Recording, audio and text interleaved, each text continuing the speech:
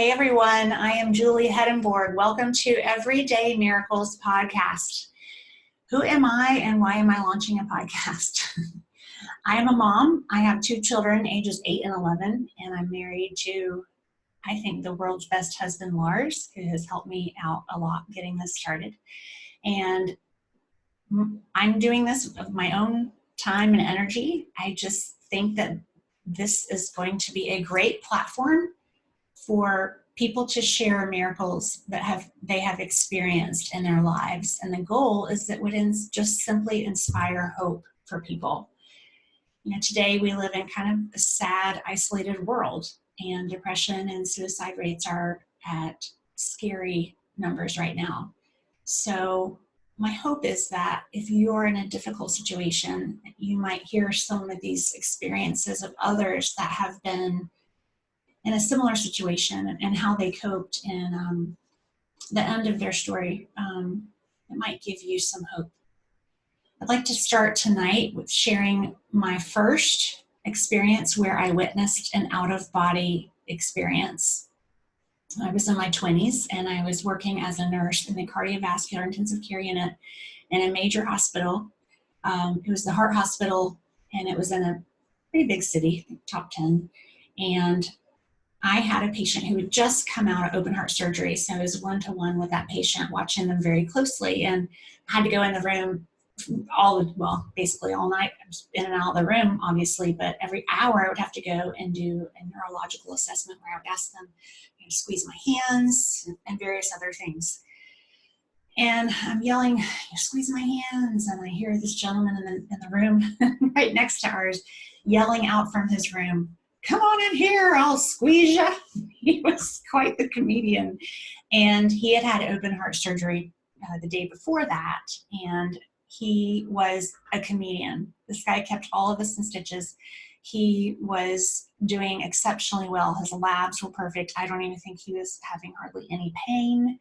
And he got the only male nurse on the whole unit. He was joking about getting his sponge bath with Mark. So midway through the shift, Mark needs to go on break. So he asks me to cover this gentleman and right next to my patient. So I did.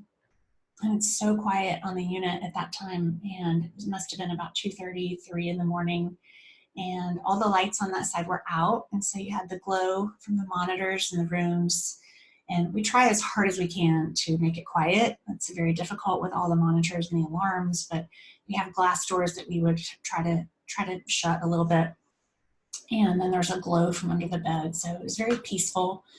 And all of a sudden I hear this lethal arrhythmia alarm from that gentleman's room. And like 80%, 90% of the time, it's a false alarm. It can be caused by scratching your EKG leads. It can be from brushing teeth, and it can generate a weird rhythm strip. However, unfortunately, when I looked up, I saw that it was real.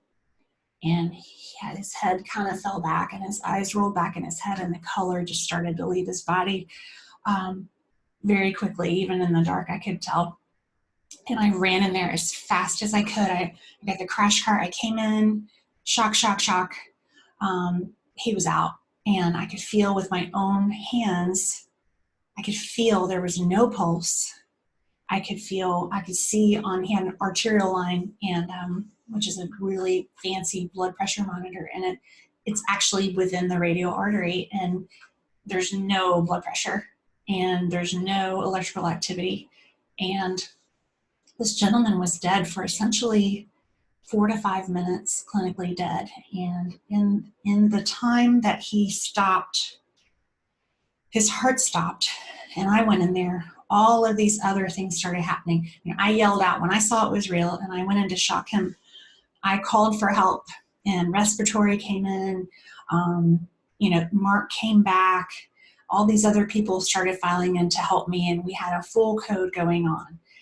And finally, after all of these things and efforts that we were giving, he comes back, and his eyes open, and he looks at me, and he's like, "Well, it's about time you came in here." And I was just so relieved. And I was like, oh, what are you doing to us? You were doing so well. And so anyway, everyone files out and I'm in the room. My patient's still kind of on autopilot. So Mark is charting outside of the room. And I'm the only one in the room now. And I'm on the floor and I'm picking up all the EKG strips and tops of vials and all of the things that make it look like a war zone when we have a code. And I was just picking it all up. And he looks down at me and he says, hey, he goes, I just want to say thank you. And I said, well, you know, that's kind of what they pay me for, but you're welcome. And he said, no, he goes, I don't think you understand. He said, I could see you. So I just paused and I said, and I'm thinking, of course, like as his eyes rolled back and I was coming in the room is when he was seeing me. He said, no, he goes, I was floating in the room. I was right there. And he points up to the ceiling at the end of the foot of his bed. He said, I was looking down and I could see everything that happened. He said, you shocked me 3 times. And then a gentleman in a white coat came in. That was respiratory. And then Mark came back. He told me every single thing that had happened when he was completely pulseless, bluish gray, no blood pressure. He saw all of it. He had consciousness outside of his body. In that moment, my heart was just, I was overcome. And I don't know if he could see it, but I was crying. I was still talking to him, but I was trying to hide the emotion. And I was just in awe of what he told me. And for me, it was critical because for the first time in my life, I was really at a point where I questioned my faith. And in that moment for me, obviously, we are all spirits, 100%. I've got many more stories. But this is when it's special because it was the first time I witnessed something like this. And I just prayed for forgiveness from God that I would question it. And after this experience, I had other patients who not only floated outside of the room and had an awareness when they were pulseless. Some of them did see a tunnel. Some of them did see light.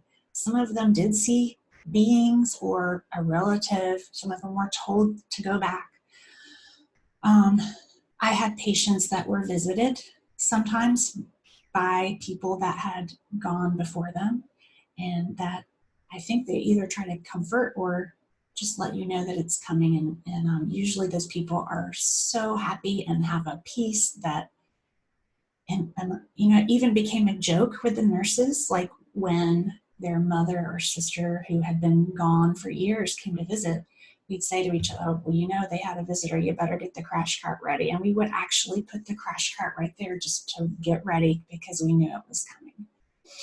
And usually those people, when they did arrest, and it could be imminent, it could be a few hours, or usually it was within about 12 hours, the cases that I saw, they don't come back.